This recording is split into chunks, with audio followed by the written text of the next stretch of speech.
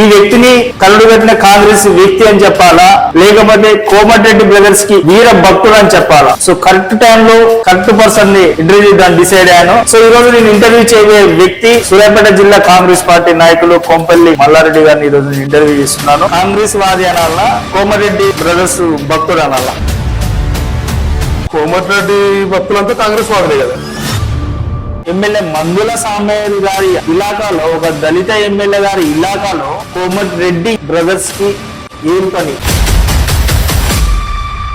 రాజగోపాల్ రెడ్డి గారు ఏమన్నా అధికారికంగా మన పార్టీ కార్యక్రమం అనిపించిందా? కంట తడి పెట్టుకునే అనుబంధం ఉన్న వాళ్ళ దగ్గర రాకూడదా? చాలా పెద్ద కుట్ర జరుగుతుంది. రాజగోపాల్ రెడ్డి గారి మీద జరుగుతుందా? నేను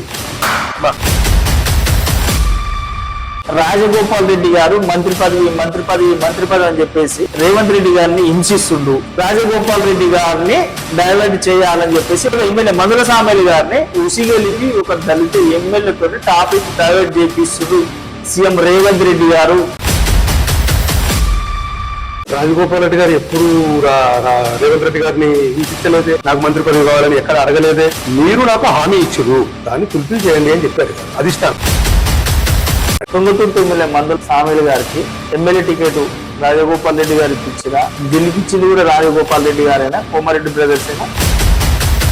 అందులో రాజగోపాల్ రెడ్డి గారు కూర్చుందా లేదా?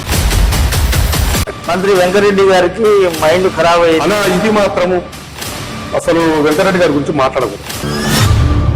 ఒక్క మాట మాట్లాడిందా ఇప్పటి వరకు వెంకరెడ్డి గారు? మీరు మీ వ్యక్తిగతంగా వదిలేసింది ఆయన తప్ప, వ్యక్తిగతంగా కూడా మినిస్టర్కి వాల్యూ ఏంటి? ఆ మాట ఒకసారి. రాజగోపాల్ రెడ్డి గారు కోమరెడ్డి బ్రదర్స్ కృషి వల్లనే టికెట్ వచ్చిందంట. 80% కృషి రాజగోపాల్ రెడ్డి గారు.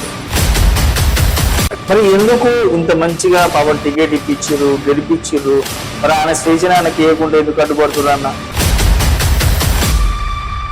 మా రెడ్డిలో కొద్దిగా ఆహ్వానం ఎక్కువ ఉంటుంది. మందుల సామీలు కాబట్టి కాంగ్రెస్ టికెట్ గెలిచింది.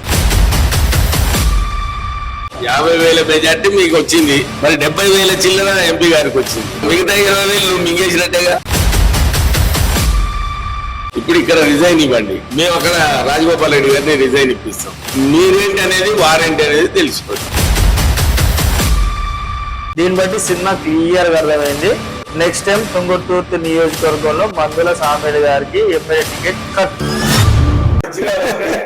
రాజగోపాల్ రెడ్డి గారు ఇంకో 2 నెలలు చూస్తారు మంత్రి పదవి కోసం. ఇఫ్ ఒకవేళ మంత్రి పదవి కనుక రాకపోతే రాజగోపాల్ రెడ్డి గారు బీఆర్ఎస్ పార్టీలోకి పోతుండు. సూర్యాపేట జిల్లా బీఆర్ఎస్ పార్టీ బాధ్యతలు మొత్తం రాజగోపాల్ రెడ్డి గారి చేతిలో కేసీఆర్ గారు పెడుతుండ్రు. బీఆర్ఎస్ గవర్నమెంట్ ఫామ్ అయిన తర్వాత రాజగోపాల్ రెడ్డి గారికి హోమ్ మినిస్టర్ చేయబోతున్నారు. మల్లారెడ్డి అన్న, కోమరెడ్డి బ్రదర్స్ ముఖ్యంగా రాజగోపాల్ రెడ్డి గారు ఏ దారి ఎంచుకుంటే అదే దారా, లేకపోతే కాంగ్రెస్ పార్టీ దారేనా? నిజం చెప్పుకుంటారా అబద్ధం చెప్పుకుంటారా?